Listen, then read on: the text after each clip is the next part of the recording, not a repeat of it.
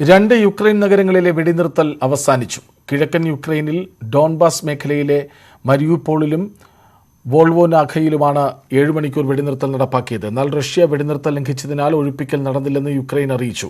മനുഷ്യത്വ ഇടനാഴിയിൽ Russia ആക്രമണം നടത്തിയെന്നാണ് ആരോപണം. അതിനിടെ പിസാച്ചിനിൽ നിന്ന് മുഴുവൻ ഇന്ത്യക്കാരെയും തിരിച്ചെത്തിച്ചതായി വിദേശകാര്യ മന്ത്രാലയം അറിയിച്ചു. സുമിയിലുള്ള ഇന്ത്യൻ വിദ്യാർത്ഥികൾ പുറത്തിറങ്ങരുതെന്നും യാത്രാ സൗകര്യം ഉടൻ ഒരുക്കാമെന്നും യുക്രൈനിലെ ഇന്ത്യൻ എംബസി അറിയിച്ചു.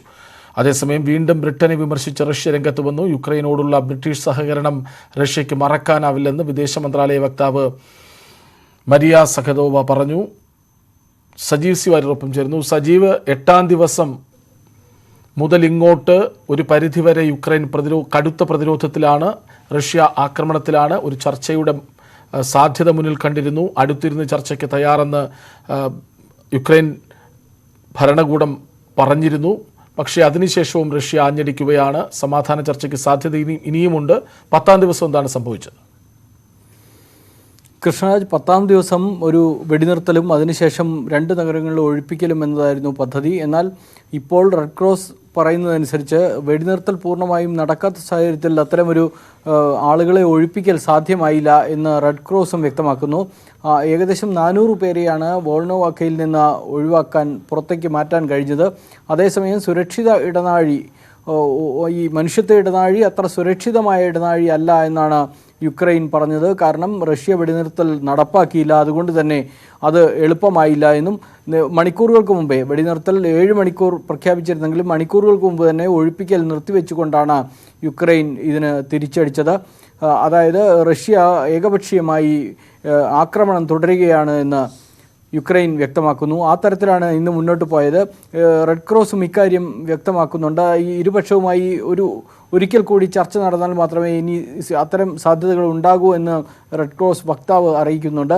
അതേസമയമാണ് ബ്രിട്ടനെതിരെ ആരോപണവുമായി റഷ്യ രംഗത്ത് വന്നിരിക്കുന്നത്. വിദേശകാര്യ വക്താവ് ഇന്ന് പറഞ്ഞത് യുക്രൈന് നൽകുന്ന സഹായങ്ങളൊന്നും ഞങ്ങൾ മറക്കില്ല എന്നാണ്. യുക്രൈനെ ആയുധം കൊണ്ടും മറ്റ് കാര്യങ്ങൾ കൊണ്ടും എല്ലാ തരത്തിലും സഹായിക്കുന്ന ഒരു സാഹചര്യമാണ് ബ്രിട്ടൻ കാണിച്ചിരിക്കുന്നത്. യൂറോപ്യൻ യൂണിയനിലെ മറ്റ് രാജ്യങ്ങളെക്കാൾ ബ്രിട്ടൻ ഇക്കാര്യത്തിൽ മുമ്പിലാണ്. പക്ഷേ സജീവ് സി വാര്യർ, വ്യോമമേഖലയാക്കുന്നത് പറ്റില്ല എന്ന് പറഞ്ഞത് അമേരിക്കയല്ല, ബ്രിട്ടനാണ്.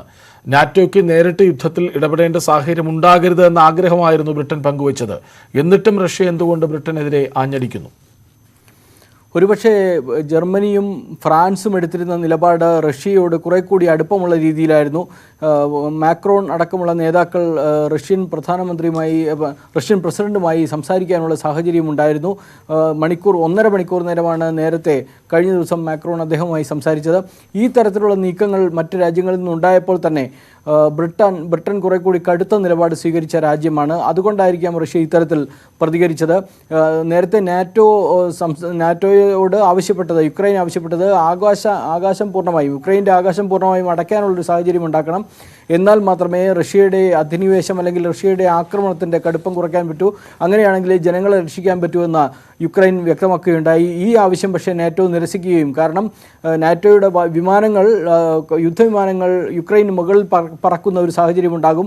അത് റഷ്യൻ വിമാനങ്ങളെ വെടിവെച്ചിടുന്ന സാഹചര്യം വരും. അത് നേരിട്ടുള്ള യുദ്ധത്തിലേക്ക് പോകുമെന്ന് കഴിഞ്ഞ ദിവസം മിനിയാന്ന് നാറ്റോ വ്യക്തമാക്കിയിരുന്നു. ഇതിന് തുടർച്ചയായി ഇതിനെതിരായാണ് യുക്രൈൻ പ്രസിഡന്റ് ഇന്നലെ പ്രസ്താവിച്ചത്.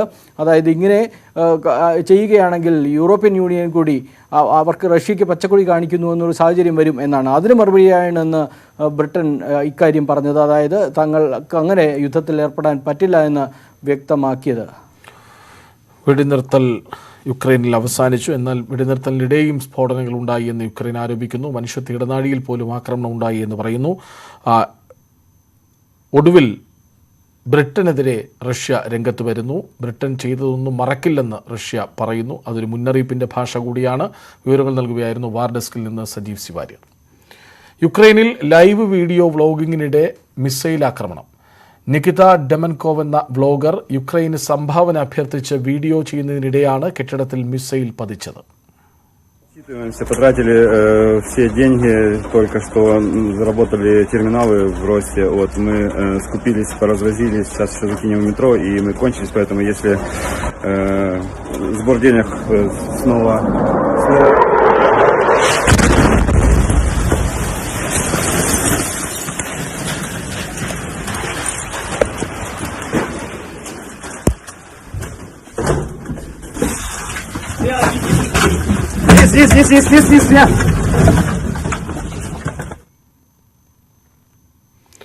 കനത്ത ഷെല്ലാക്രമണം തുടരുന്ന സുമിയിൽ നിരവധി മലയാളി വിദ്യാർത്ഥികളാണ് ഇപ്പോഴും കുടുങ്ങിക്കിടക്കുന്നത്. കുടിവെള്ളം പോലും ലഭിക്കാത്ത സ്ഥിതിയാണെന്ന് സുമി സ്റ്റേറ്റ് യൂണിവേഴ്സിറ്റിയിലെ വിദ്യാർത്ഥികളായ മാളവിക, സ്നേഹ എന്നിവർ ന്യൂസ് 18നോട് പറഞ്ഞു. വളരെ ബുദ്ധിമുട്ടിയിട്ടാണ് ഞങ്ങള്. വെള്ളം പോലും ഇല്ല. ഓൾറെഡി എല്ലാരോടും പറഞ്ഞു കഴിഞ്ഞു. ഇനി പറയാൻ ആരും ബാക്കിയില്ല. ഞങ്ങൾക്ക് എത്രയും പെട്ടെന്ന് ഒന്ന് ഇവിടുന്ന് നിന്ന് രക്ഷിച്ചു തരണം. അത് മാത്രമേ പറയാനുള്ളൂ. ഇപ്പൊ മെന്റലി എല്ലാ കുട്ടികളും തകർന്നിരിക്കുകയാണ്.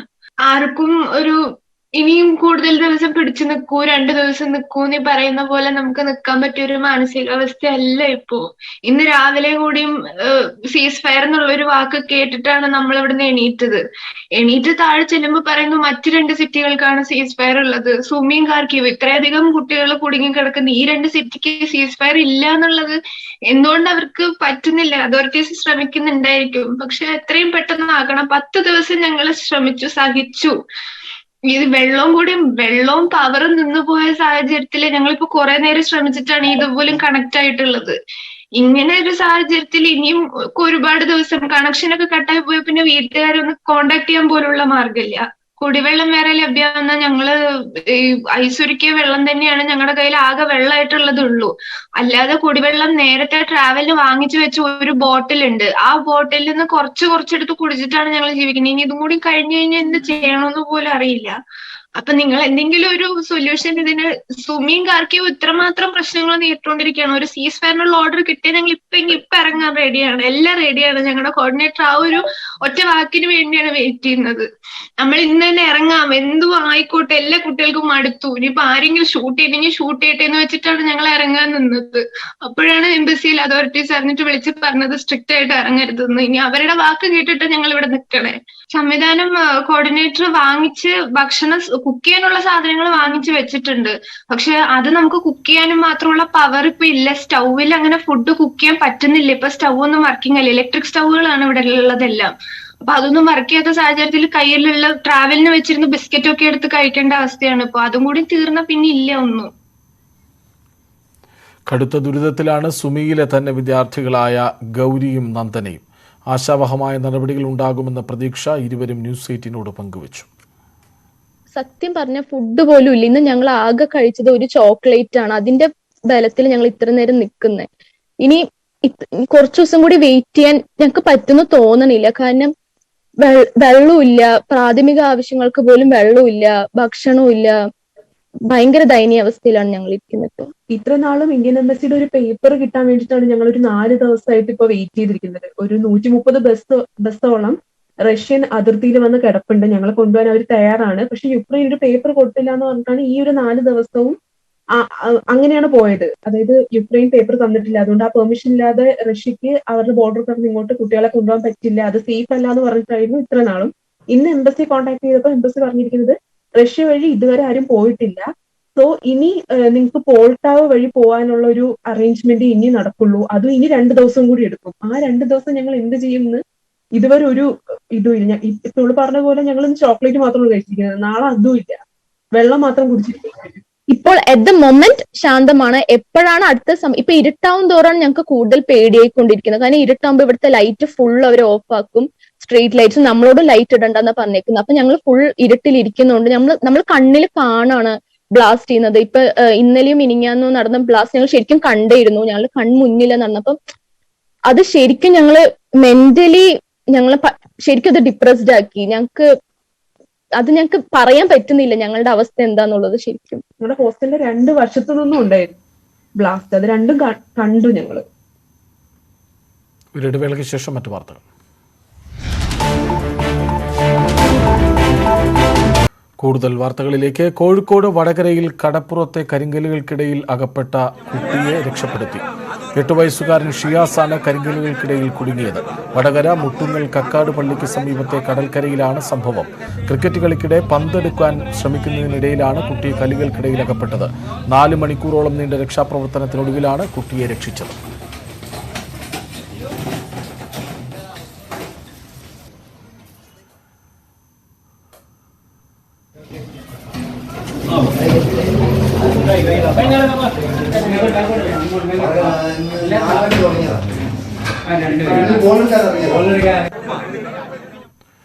കോഴിക്കോട് മുഖ്യമന്ത്രിയുടെ പരിപാടിയുടെ ഭാഗമായുണ്ടായ ഗതാഗതക്കുരുക്ക് ചോദ്യം ചെയ്തയാൾക്ക് നേരെ പോലീസ് അതിക്രമം. ബസ് യാത്രികനെ പോലീസ് ബലം പ്രയോഗിച്ച് അറസ്റ്റ് ചെയ്തു. വെള്ളയിൽ സ്വദേശി ലത്തീഫിനെയാണ് അറസ്റ്റ് ചെയ്തത്. ഇയാളെ പിന്നീട് ജാമ്യത്തിൽ വിട്ടയച്ചു.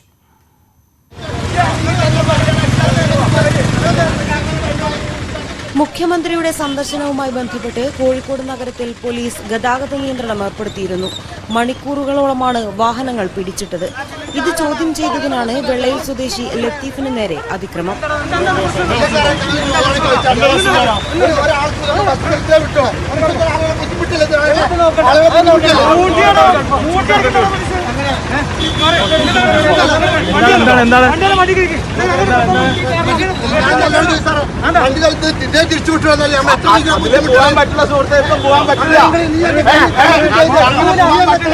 നിർത്തിയിട്ടിരുന്ന ബസ്സിൽ മണിക്കൂറുകളോളം കാത്തിരുന്ന ശേഷമാണ് ബസ്സിലെ യാത്രക്കാർ പോലീസുമായി സംസാരിക്കുന്നത്.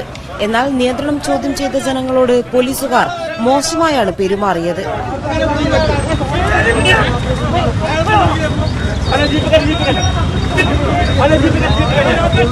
ഇതിനിടെയാണ് വെള്ളയിൽ സ്വദേശി ലത്തീഫിനോട് പോലീസ് കയർത്തത്. ബസ്സിൽ നിന്ന് വിളിച്ചിറക്കിയ ലത്തീഫിനെ യാതൊരു പ്രകോപനവുമില്ലാതെ വലിച്ചിഴച്ച് കൊണ്ടുപോവുകയായിരുന്നു.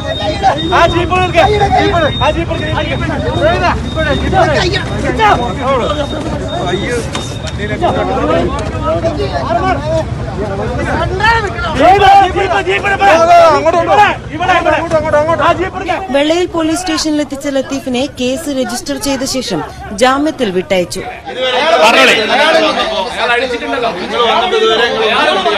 പോലീസിനെ ആക്രമിക്കാൻ ശ്രമിച്ചെന്നാരോപിച്ചാണ് കേസ്. സംഭവത്തിൽ പ്രതിഷേധിച്ച 6 യൂത്ത് ലീഗ് പ്രവർത്തകരെയും പോലീസ് അറസ്റ്റ് ചെയ്ത് വിട്ടയച്ചു. ന്യൂസ് 18 കോഴിക്കോട്.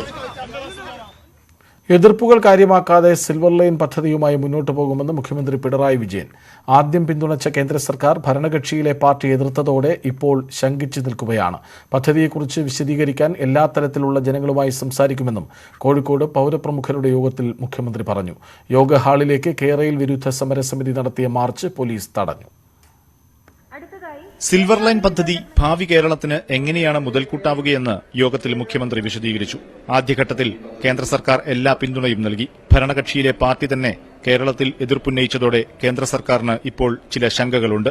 അത് മുതലെടുത്ത് പദ്ധതി ഇല്ലാതാക്കാനാണ് UDF ശ്രമിക്കുന്നത്. ഇത് വിലപ്പോവില്ലെന്നും മുഖ്യമന്ത്രി. ഈ പങ്കെടുക്കുന്നവര് നാട്ടിലെന്തോ നാടിന്റെ ഒരു ഭാഗമായിട്ടുള്ളവരല്ല എന്ന് ഒരു വിമർശനം അതിനോടൊപ്പം ചിലർ ഉയർത്തിയിട്ടുണ്ട്. അവര് കാണുന്ന നാടിന്റെ ഭാഗം ഏതാണെന്ന് അറിയില്ല. ഇതൊരു തലമാണ്. ഈ തലം കഴിഞ്ഞാൽ വേറെ തലങ്ങളുമുണ്ട്. ആ തലങ്ങളിലേക്കും സ്വാഭാവികമായി ഞങ്ങൾ കടക്കുക തന്നെ ചെയ്യും. സമൂഹത്തിലെ എല്ലാ തലത്തിലുള്ള ജനങ്ങളുമായും പദ്ധതിയെക്കുറിച്ച് വിശദീകരിക്കും. നിർദ്ദേശങ്ങൾ പരിഗണിച്ച് ആവശ്യമായ നടപടിയെടുക്കും. സ്ഥല ദൗർലഭ്യം വല്ലാതെ ആരെയും ബുദ്ധിമുട്ടിക്കണമെന്ന് സർക്കാരിന് അഭിപ്രായമില്ല.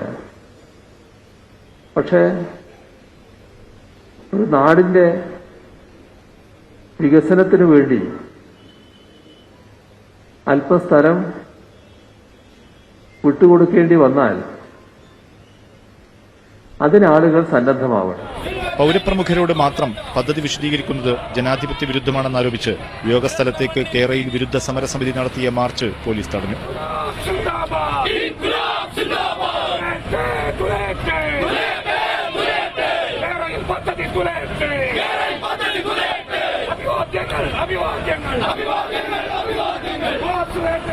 ന്യൂസ് 18 കോഴിക്കോട്.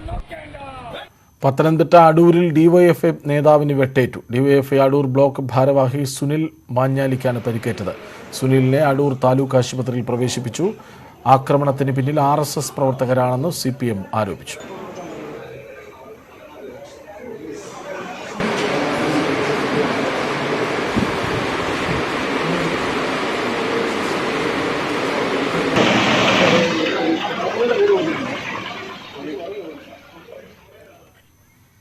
സംസ്ഥാന സെക്രട്ടേറിയറ്റിൽ ഉൾപ്പെടുത്തിയില്ലെന്ന വിവാദത്തിൽ മറുപടിയുമായി P. ജയരാജൻ. പൊതുപ്രവർത്തകൻ എന്ന നിലയിൽ എന്ത് പദവി കിട്ടുന്നു എന്നതല്ല, എന്ത് നിലപാടെടുക്കുന്നു എന്നതാണ് പ്രധാനമെന്ന് പി ജയരാജൻ പറഞ്ഞു. ജയരാജനെ സെക്രട്ടേറിയറ്റിൽ എടുക്കാത്തതിനെ വിമർശിച്ചുകൊണ്ട് സോഷ്യൽ മീഡിയയിലടക്കം വിമർശനമുയർന്ന സാഹചര്യത്തിലാണ് പ്രതികരണം. ആരൊക്കെ തള്ളിപ്പറഞ്ഞാലും എന്നും ഇടനെഞ്ചിൽ തന്നെയെന്ന് ജയരാജന്റെ ചിത്രം പങ്കുവെച്ചുകൊണ്ട് മകൻ ജെയിൻ രാജ് ഫേസ്ബുക്കിൽ കുറിച്ചു. പാർട്ടിയിൽ പറയേണ്ടത് പാർട്ടിയിലാണ് പറയേണ്ടതെന്ന് കോടിയേരി ബാലകൃഷ്ണൻ. ഫേസ്ബുക്കിലല്ല പ്രതികരിക്കേണ്ടത്. പി ജയരാജനെ സംസ്ഥാന സെക്രട്ടേറിയറ്റിൽ ഉൾപ്പെടുത്താത്തതിലുള്ള പ്രതിഷേധം സംബന്ധിച്ച ചോദ്യത്തിനാണ് മറുപടി. CPM-ലെ എല്ലാ നേതാക്കളും ജനഹൃദയത്തിലുണ്ട്. ആരുടെ മകനായാലും പറയേണ്ടത് പാർട്ടിയിലാണ് പറയേണ്ടതെന്നും CPM സംസ്ഥാന സെക്രട്ടറി. പാർട്ടിക്കകത്ത് പറയേണ്ട കാര്യങ്ങൾ പാർട്ടിക്ക് പുറത്ത് പറയാൻ പാടില്ല. ജയരാജൻ തന്നെ അതിന് ഉത്തരം പറഞ്ഞിട്ടുണ്ടല്ലോ. അതിൽ കൂടുതൽ എന്താ പറയേണ്ടത്? ന്യൂസ് അപ്ഡേറ്റ്സ് പൂർണ്ണമാകുന്നു. നമസ്കാരം.